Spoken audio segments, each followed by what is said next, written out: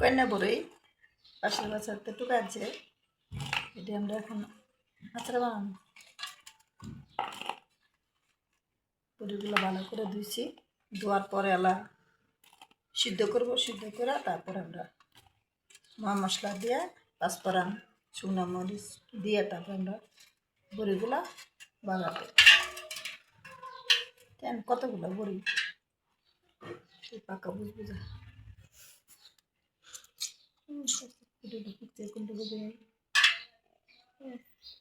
ভালো করে শুকায় নি, পোলাপানে খাস লাগতেছে,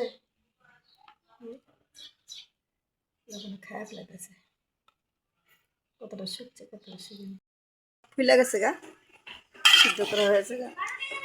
এখন চিনি দিয়ে দেবো, এখানে পাঁচফোড়ন, এখানে কয়টা শুকনো মরিচ নিছি, এখানে পাঁচফোড়ন নিচ্ছি, পাঁচফোড়ন দেবো পরিবার মতন দেবো।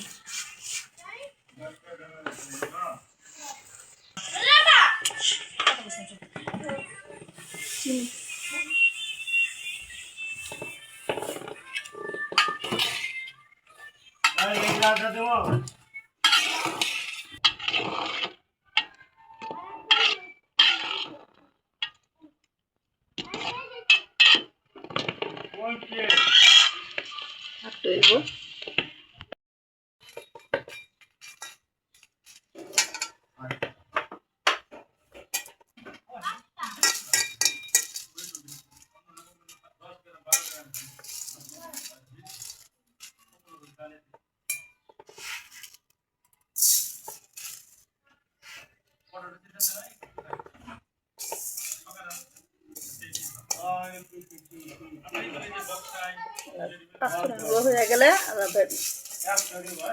তারপর আচার দণ্ডিকে পরিমাণ মতো নুন বেশি কম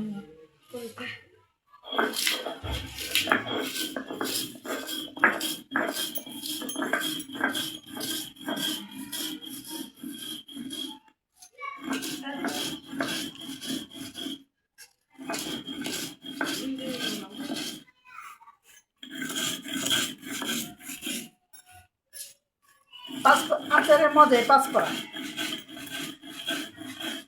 পাঁচফোড়ন দিলে আচারটা ভালো লাগে।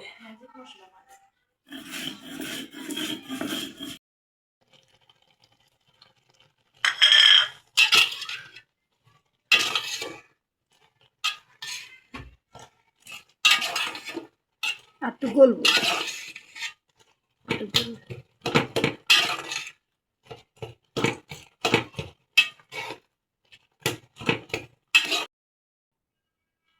দেখেন বন্ধুরা আচারটা কালারটা কি সুন্দর আছে। আচারটা বানাইছি পূজার দিন, সবাই খামো।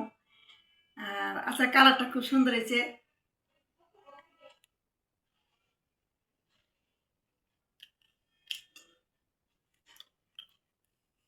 যদি ভিডিওটা আসে পর্যন্তই, ভিডিও যদি ভালো লাগে লাইক কমেন্ট শেয়ার করবেন। আসে পর্যন্তই, আল্লাহ হাফেজ।